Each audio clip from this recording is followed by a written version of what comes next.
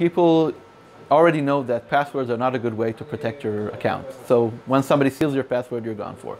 So people are starting to use what's called two-factor authentication, which is something you know and something you have. You type in your password, and then you have to type in an extra code, which used to be sent over text message, but now there's something very dreadful called SIM jacking, which means you have to find another way to get these digits to you. But the idea is that you go to a website, you go to a service, and you have to recall your password, and then you have this device which has 6 digits on it.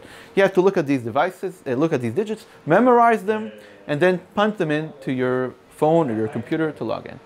And the problem is that this process of looking at these digits, memorizing them, and typing them in, which sounds to us very simple, it's not so simple if you are a disabled user. Some people don't have the vision required to see these digits. Some people don't have the ability to memorize 6 digits for the 30 seconds it takes to copy them from one device to the other. And some people don't have the fine motor skills required to log in, to punch in these digits. How do we let these people use two-factor authentication with dignity and with privacy?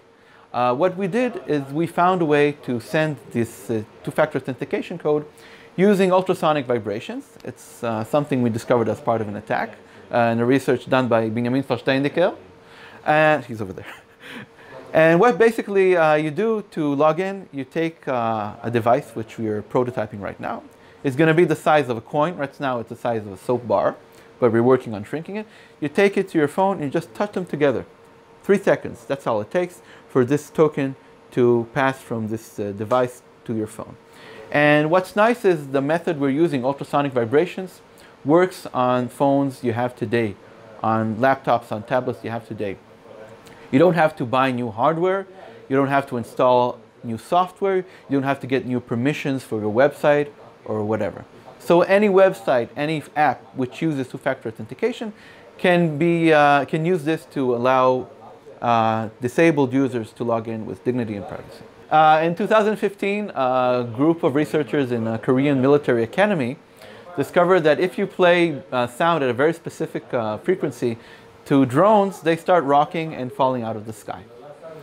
And what happens is that there's a sensor in the drone called a gyroscope, which kind of goes crazy when you play ultrasonic vibrations to this device. And we were thinking, how can we use this constructively? Because these gyroscopes are not only on drones, but they're on all of our phones. We use it to shake our phone to win a prize or whatever.